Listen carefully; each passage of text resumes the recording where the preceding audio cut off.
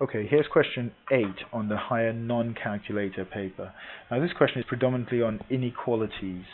Right? As we read through, just first of all, part A, n is an integer, that means n is a whole number. And this expression here says n is between 4 and 1. It's less than 4, so it can't be equal to 4. And minus 1 is less than or equal to n, so n could be equal to minus 1 as well. So what I'm going to do is I'm going to draw a number line to represent the possible numbers that n could be. So n could be anything from minus 1, minus 1, 0, 1, 2, 3, or 4.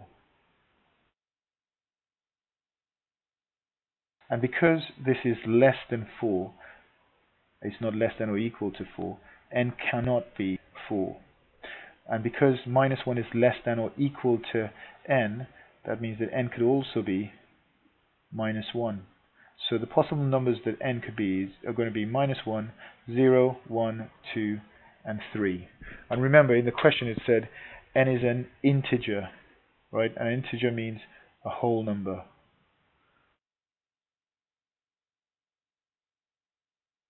Okay, n is going to be a whole number. So the answers that I put in are going to be minus 1, 0, 1, 2, and 3. But not 4, because n can't be equal to 4. Then we get to part B. Part B says, write down the inequality shown in the diagram. So write down the inequality shown in the diagram. I've actually drawn a similar diagram at the top here to show this inequality. Now so that means that n could be, I'm going to use n for this to show, actually no, it's x. So because I could see there's x here, that means that that's the letter we're going to use for this. And that comes, it's really important that you recognize this, right? So you use the letter x. Now x is any number between these two. So x is going to be between 3 and minus 4. Now those are the two numbers at either ends. Now if x is in between here, it's going to be less than 3. But because that's a solid dot, that means x could also be equal to 3, so it's going to be less than or equal to 3.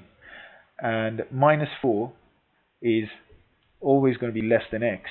Right? X could be anything in this middle region here. Minus 4 is going to be less than x, but I'm not going to put an extra line here because there's a circle around it, which means that x can't be equal to minus 4. And so that's my answer. X, it's less than 3, less than or equal to 3, and minus 4 is less than x. Okay, it's really important that you understand that question and you're able to do that one yourself. Then we get to part C, and part C simply says solve. And here again we have an inequality, but we have an equation with an inequality that we need to solve. And the equation is 3y minus 2 is greater than 5. Now to solve this, I am going to pretend as if that inequality, that symbol, was like an equal sign. I'm not going to do anything to it. As I work through the question, I'm just going to write that again and again. So the first thing I'm going to do is to get rid of that minus 2. From this side, the opposite of minusing 2 is to add 2.